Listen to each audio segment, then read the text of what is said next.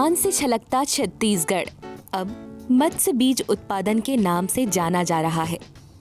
किसान भाइयों, कल की स्थिति अलग थी, लेकिन आज छत्तीसगढ़ में बदलाव का नजारा कुछ और ही है। जहां कलकत्ता जैसे बड़े बड़े शहरों से मत्स्य बीज मंगाया जाता था, आज छत्तीसगढ़ स्वयं बड़े बड़े राज्यों में मत्स्य बीज भेज रहा है, जिससे छत्तीसगढ़ की अर्थव्यवस्था में बदलाव देखा जा रहा है। हमारा जिला जो है आज मछली पालन के क्षेत्र में अग्रसर हो रहा है। यहाँ पर लगभग 3250 संख्या में तालाब हैं। इसके अलावा 31 जलाशय हैं जहाँ पर हम लोग का मछली पालन हो रहा है। लगभग इस प्रकार से जिला जो है मछली पालन के क्षेत्र में आत्मनिर्भर है। इसके अलावा हमारे पास 2 निजी हैचरी है जो मछली पालन विभाग के द्वारा बनाया गया है। मत्स्य बीज प्रधानमंत्री मत्स्य संपदा योजना ये हैचरी निर्मित किया गया है, जिसमें जो जिनको अनुदान प्राप्त जो है निजी हैचरी करते हैं वो मछली बीज उत्पादन करके किसानों को उपलब्ध कर रहे हैं और बहुत अधिक संख्या में मछली बीज का उत्पादन कर रहे हैं। इस प्रकार जिला कोंडागांव जो है मछली बीज उत्पादन क्षेत्र में पूर्णतः आत्मनिर्भर है। छत्तीसगढ़ तालाबों और जलाशयों की भूमि है, इसीलिए छत्तीसगढ़ में फसलों के साथ साथ मछली पालन का भी व्यवसाय एक अहम हिस्सा बन गया है। हालांकि मछली पालन प्राचीन समय से ही जिंदगी का एक अहम हिस्सा रही है, लेकिन अब सहयोग हमें मिल रहा है सरकार का, जो आम जनता को ये बताती है कि मछली पालन में किन किन चीजों की सावधानी बरतनी चाहिए, किन किस्मों की मछलियां ज्यादा मुनाफा दे सकती है। इन तमाम विषयों से किसान भाई बहनों को अवगत कराने का काम करती है कृषि विज्ञान केंद्र। हम अवगत है कि मछलियों का ज़्यादातर जब भी प्रजनन होता है बरसात के मौसम में हमें देखने को मिलता है। प्राकृतिक रूप से मछलियाँ नदी नालों के अंदर जहाँ पर कम गहरा पानी होता है और जहाँ पानी का घूर्णन होता है या भंवर बनता है, वहाँ पर नर और मादा मछलियाँ मिल करके अपना प्रजनन करती है और वहाँ से बीज एकत्रित करके पुराने समय में तालाबों में हम डाल के मछली का उत्पादन करते थे। लेकिन विगत कुछ वर्षों में बहुत सारे नई तकनीकें विकसित हुई है, जिसमें से कृत्रिम बीज उत्पादन या प्रेरित मछली बीज उत्पादन के लिए इको फ्रेंडली कार्प हैचरी यानी मछली पालन के लिए कृत्रिम रूप से बीज उत्पादन करने की इकाई विकसित की गई है, जिसके माध्यम से बहुत सारी प्रजातियों का हम मछली का बीज उत्पादन करके समय अनुसार अपने तालाब में डाल के लाभ अर्जित कर सकते हैं। जब मत्स्य पालन विभाग कोंडागांव जिले में नहीं था, तब वहाँ के किसान, वहाँ के मछुआरे, किसान पालक परंपरागत रूप से ही मछली पालन करते आ रहे थे।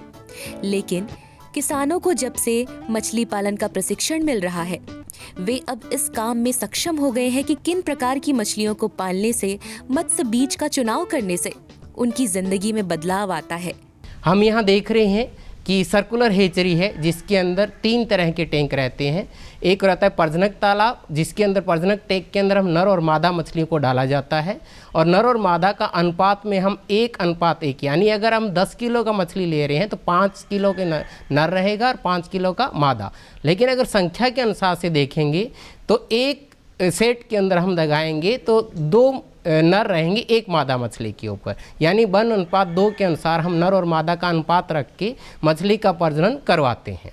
इस अनुसार हम मुख्यतः जो तालाबों में पालने योग्य मछलियां हैं वो है हमारे पास में भारतीय सफूर मछलियां यानी इंडियन मेजर कार्प्स। इन मेजर कार्प्स के अंदर 3 प्रजातियां मुख्य रूप से आती है, कतला, रहू और मृगल। तीनों प्रजातियों का हम इस सर्कुलर हैचरी के माध्यम से बीज प्रजनन मछली प्रजनन करके और उनको हम बीज उपलब्ध समय अनुसार उपलब्ध करवा के तालाबों में डालने योग्य बीज उत्पादन कर सकते हैं। मत्स्य पालन विभाग के कारण लोगों को अब काफी राहत की सांस मिली है। आंकड़ों की माने तो छत्तीसगढ़ भारत में मत्स्य पालन और मछली बीज उत्पादन में एक जाना माना राज्य बन चुका है। मछली पालन से यहाँ के लोगों की आर्थिक स्थिति बहुत मजबूत हो रही है और इसे ही देखते हुए मत्स्य पालन को कृषि का दर्जा दिया गया है। मछली बीज प्रक्षेत्र कोपाबेड़ा जो इस जिले का बहुत महत्वपूर्ण मछली बीज उत्पादन केंद्र है, इसके बारे में बताना चाहूँगा कि जो मछली बीज जो प्रक्षेत्र है ये पूरे जिले के लिए मछली बीज उत्पादन करके ये किसानों को उपलब्ध कराते हैं ताकि वे अपने तालाब में मछली बीज का संचयन करके मछली पालन करते हैं। इसके बारे में बताना चाहूँगा जो हमारे पूरा ये प्रक्षेत्र है कुल 5.88 हेक्टेयर में प्रसारित फैला हुआ है, जिसमें से हम 3.15 जो हेक्टेयर है उसका जो जल क्षेत्र है, संवर्धन पोखर है, ब्रूडर पॉन्ड है और स्टाफ डैम है। इस प्रकार कुल 3.15 हेक्टेयर में हम ये मछली बीज उत्पादन का कार्य करते हैं। और इसके अलावा दो पार्ट है हमारे पास। एक मछली बीज प्रक्षेत्र जो हेचरी है, इसमें हम लोग मछली बीज का उत्पादन करते हैं, और दूसरा पार्ट है जो स्पान या जीरा पैदा होता है मछली बीज ये है हेचरी से, उसको हम हमारे जो प्रक्षेत्र है संवर्धन पोखर है उसमें मछली उत्पादन करके फिंगरलिंग तक बढ़ाते हैं तथा किसानों को हम उपलब्ध कराते हैं। ये दो तरीके से होता है।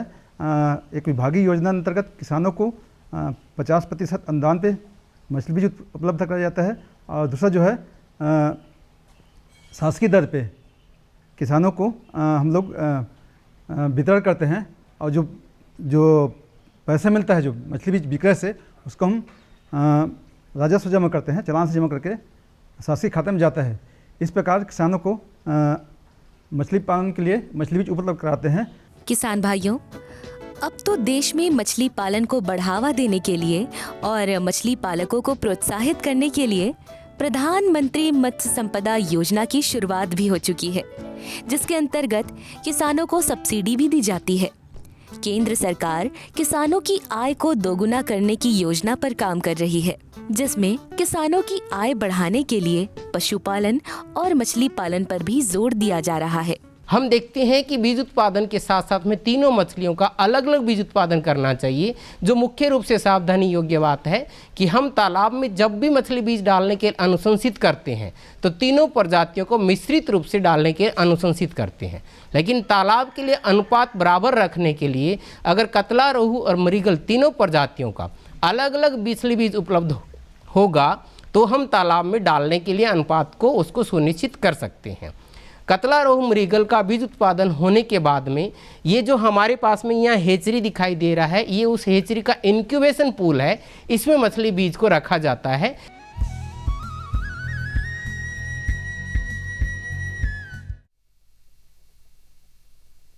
सब्जी में मसाला ज्यादा है। कितनी बार कहा है कि जितनी जरूरत हो बस उतना ही डाला करो। अरे मुझसे तो ऐसा कभी कभार होता है। और तुम जो हमेशा खेत में अनाप शनाप कीटनाशक डालते हो, उसका क्या? ठीक ही तो कह रही है बहू। देख, खेत में उतनी ही दवा डाल जितनी जरूरत हो। याद रखो, कीटनाशक जहरीले होते हैं। डिब्बे पे लिखी सूचना के हिसाब से ही दवा डालनी चाहिए। पहले फेरोमोन ट्रैप, फ्लाइट ट्रैप, मित्र कीट, जैविक कीटनाशक आदि का इस्तेमाल करें। जरूरत पड़ने पर ही रासायनिक कीटनाशक का इस्तेमाल करें। छिड़काव सुबह या शाम दस्ताने, मास्क और पूरी आस्तीन वाले कपड़े पहनकर करें। हवा की दिशा में छिड़काव करते हुए पीछे जाएं। दवा के डिब्बे, छिड़काव यंत्र सुरक्षित जगह पर रखें। अब कुछ समझे क्या? हाँ, समझ गया मेरी रानी। अब ना करो नादानी। इसने पिला दिया ना तुझे पानी। जी जी जी। किससे बात कर रहे थे इतना हंस हंस कर? किसान कॉल सेंटर में विशेषज्ञ से खेती के बारे में सलाह ले रहा था। सुबह भी, रात को भी? किसान कॉल सेंटर सुबह 6 बजे से रात को 10 बजे तक खुलता है। रविवार को भी? साल के 365 दिन खुलता है। पर तुम ये सब क्यों पूछ रही हो? मैं तो कुछ और ही समझी थी। कृषि संबंधी समस्याओं का अपनी भाषा में तुरंत समाधान पाने के लिए पूरे भारत में किसी भी फोन से राष्ट्रीय हेल्पलाइन नंबर 1800-180-1551 पर संपर्क करें। आप किसान भाइयों की खेती बाड़ी से जुड़ी हर समस्या का कृषि विशेषज्ञों द्वारा तुरंत समाधान। किसान कॉल सेंटर। आप भारत के किसी भी प्रदेश में रहते हो, कोई भी भाषा बोलते हो, आपकी समस्या चाहे फसल की बीमारी की हो, खाद की, पशुपालन की या कृषि से जुड़ी नई तकनीक की, अपनी समस्या का अपनी ही भाषा में समाधान पाने के लिए आप देश के किसी भी कोने से डायल करें 1551। विशेषज्ञ द्वारा आपको दी जाने वाली ये सलाह बिल्कुल निशुल्क है। ये सुविधा प्रातः 6 बजे से रात्रि 10 बजे तक निशुल्क उपलब्ध है। किसान कॉल सेंटर यानी 1551।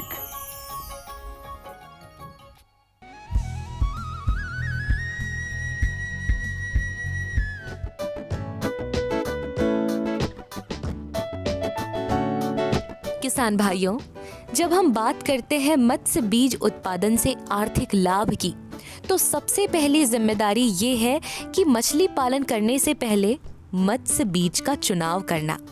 और मत्स्य बीज में अच्छी प्रजातियों के अंतर्गत रोहू, कतला, मृगल, ग्रास कार्प, सिल्वर कार्प एवं कॉमन कार्प मछलियों के बीज का उत्पादन होता है। हम अंडे की पहचान कर सकते हैं कि अंडा जब छोटा होता है तो राई के दाने जैसा छोटा रहता है, वो अनिषेचित अंडा है, उसके अंदर अभी जीवन शुरू नहीं हुआ है। जैसे ही वो अंडा शुक्राणु के संपर्क में आता है वो निषेचित अंडा बनता है और वो फूल के साबूदाने के जितना बड़ा साइज का हो जाता है। उस अंडे से 18 से 20 घंटे के बाद में फूटने से उसमें से छोटा बच्चा निकलेगा जिसको हम स्पान बोलते हैं।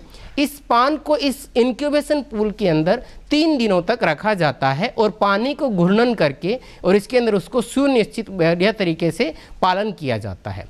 72 घंटे या 3 दिन इसीलिए रखा जाता है क्योंकि जो निषेचित अंडे से बच्चा बाहर आया है उसके साथ में योग से एक पीले रंग की जो जर्दे की थैली है वो भी बच्चे के साथ बाहर आई है। तो 3 दिनों तक जो मछली का छोटा बच्चा है जिसको हम स्पान या जीरा कहते हैं वो अपना जीवन यापन उस योग सेक से करता है। 3 दिन उपरांत इस इंक्यूबेशन पूल से हम बच्चे को छोटे तालाब में स्थानांतरित करते हैं जिसको नर्सरी तालाब कहते हैं।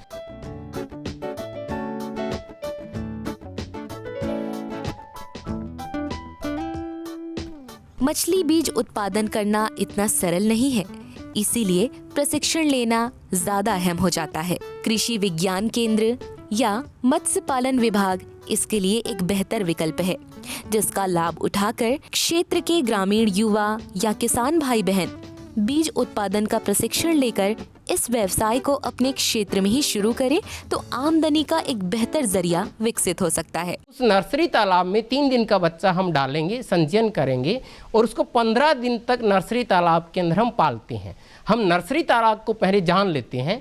नर्सरी तालाब एक छोटा तालाब रहता है जो आधा एकड़ से लेकर के 1 एकड़ तक का रहता है साइज, जिसकी गहराई 3 फीट तक रहती है और इसके अनुसार पानी भर के और उसमें खाद, उर्वरक और दूसरी चीज़ें डाल के तालाब को तैयार किया जाता है 3 से 5 दिन पहले। और फिर उसके अंदर जीरा या स्पान मछली का बीज डाला जाता है। 1 एकड़ तालाब में हम 20 लाख तक का स्पान डाल सकते हैं।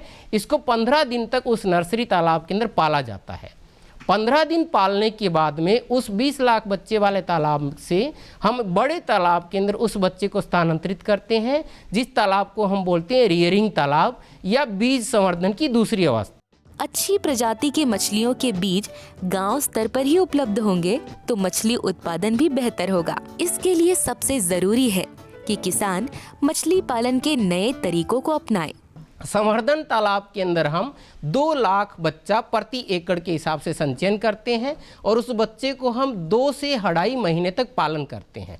अब वो बच्चा जो हमारा है स्पान से फ्राई बना था नर्सरी तालाब के अंदर और संवर्धन तालाब के अंदर फ्राई से फिंगरलिंग बनेगा।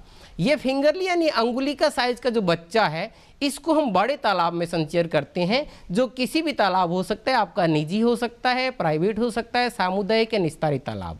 ये हमेशा ध्यान रखें जब भी हम बड़े तालाब के अंदर मछली बीज का संचयन करें तो अंगुलिका के साइज का ही बीज हम लें और उसी को तालाब के अंदर डाल के आगे पालन शुरू करें।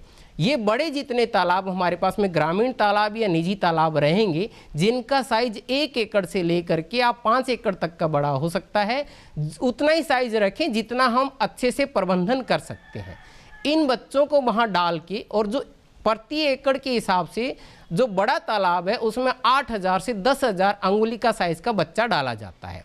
किसान भाइयों, आज के समय में ग्रामीण इलाकों में मछली बीज उत्पादन का कार्य काफी लाभकारी है। ये ग्रामीण युवकों और युवतियों के लिए रोजगार का एक सुनहरा अवसर बनकर उभरा है, जहां कृषि विज्ञान केंद्र कोंडागांव, मत्स्य पालन विभाग छत्तीसगढ़, साथ ही प्रधानमंत्री मत्स्य संपदा योजना का किसान भाई बहनों को भरपूर लाभ और सहयोग मिल रहा है। मछली पालन की ओर देखा जाए हम आगे बढ़ते हैं। हमारे किसान जो है यहाँ के बहुत उत्सुकतापूर्वक लगभग जितना जल क्षेत्र पता है उसमें 98% में मछली पालन हो रहा है। इसमें किसान अधिकतम तो निजी तरीके से कर रहे हैं और कुछ पट्टे पे लेकर के।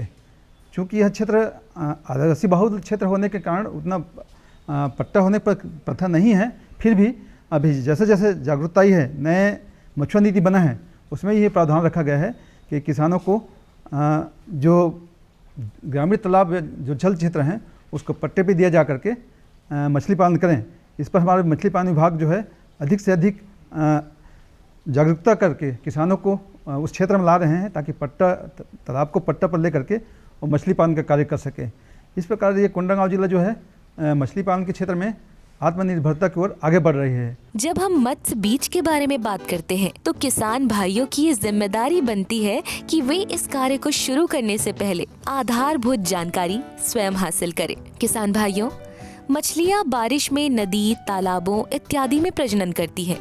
ये बात तो हम जानते ही हैं, और इस दौरान इन जगहों पर मछलियों के लाखों अंडे निषेचित होकर मछलियों के बच्चे बाहर निकल आते हैं और इन्हें हम मत्स्य बीज कहते हैं। इन बीजों को स्पान, फ्राई, फिंगरलिंग्स कहा जाता है।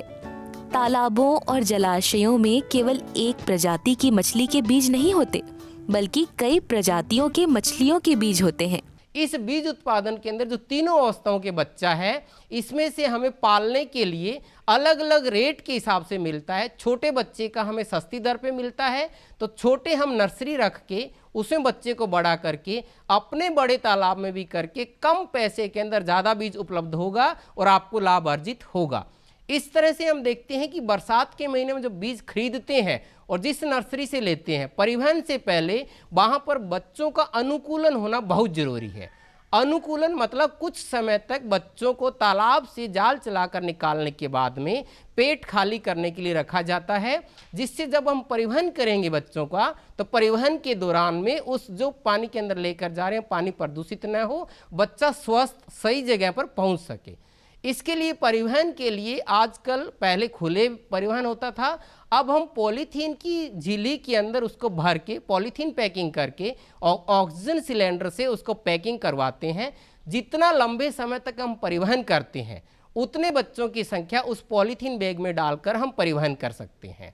जितना लंबा समय होगा बीज की संख्या कम जाएगी, जितना कम दूरी और कम समय होगा उतना उस पॉलीथीन की बैग के अंदर ज़्यादा बीज का हम परिवहन कर सकते हैं। पालने वाली मछलियों के शुद्ध बीज प्राप्त करने का तरीका फिश हैचरी है। हैचरी में 2.5 से 3 करोड़ मछली बीज उत्पादन किया जा सकता है। इस पर सरकार की तरफ से 40 से 60% सब्सिडी का प्रावधान भी है, जो कि हम प्रधानमंत्री मत्स्य संपदा योजना के तहत जानकारी के रूप में हासिल कर सकते हैं। साथ ही कृषि विज्ञान केंद्र या मत्स्य पालन विभाग में जाकर इन विषयों से संबंधित जानकारी हासिल कर सकते हैं। किसान भाइयों, जैसे कि बताना चाहूँगा कि पहले जो मछली बीज था हम लोग को अन्य राज्य जैसे कलकत्ता या फिर अन्य समय सीमावर्ती जिला कांकेर के जो पखांजू क्षेत्र है, जो मछली बीज को उत्पादन क्षेत्र में हब माना जाता है, वहाँ से आता था। लेकिन अब समय आ गया है कि कोंडागांव खुद आत्मनिर्भर है यहाँ, क्योंकि हमारे शासकीय क्षेत्र के अलावा 2 और हैचरी बन चुके हैं। और आज की स्थिति में देखा जाए तो हम मछली बीज को अन्य जिला जैसे कि दंतेवाड़ा हो गया, बीजापुर हो गया, इसके साथ साथ सीमावर्ती राज्य जैसे उड़ीसा का उमरकोट क्षेत्र हो गया, वहाँ पर हमारा जो है मछली बीज निर्यात किया जा रहा है। इस प्रकार मछली बीज में भी मछली बीज उत्पादन में हमारा जो कोंडागांव जिला है अग्रसर है, और आने वाले समय में अन्य राज्यों में भी इसका विस्तार होगा और मछली बीज भेजा जाएगा। साथ ही और बताना चाहूँगा, जो मांगुर, इसके साथ साथ हमारे इस कोंडागांव जिले में मांगुर हैचरी भी है, जहाँ मांगुर बीज का उत्पादन किया जा रहा है। और मैं ये भी बताना चाहूँगा, ये जो है छत्तीसगढ़ में सबसे ज़्यादा ये हमारे कोंडागांव जिला है, जो हमारे मांगुर हैचरी है, वहाँ मांगुर बीज का उत्पादन किया जा रहा है। अब इसको अन्य जिला के साथ साथ अन्य राज्यों में भी इसका मांग बढ़ते जा रहा है। हम कोशिश कर रहे हैं कि इसको और अधिक से अधिक उत्पादन की जो क्षमता है उसको बढ़ाया जा करके किसानों को अधिक से अधिक मात्रा में मांगुर बीज भी उपलब्ध कराया जाए। मत्स्य विभाग के कारण मछली पालक मत्स्य हैचरी के मछली बीजों पर अधिक भरोसा करते हैं, क्योंकि मत्स्य हैचरी के लिए स्थायी टैंक बनाए जाते हैं। इन हैचरी में मछलियों का प्रजनन होता है, साथ ही मछलियों के बीज का प्रबंधन, संवर्धन भी किया जाता है।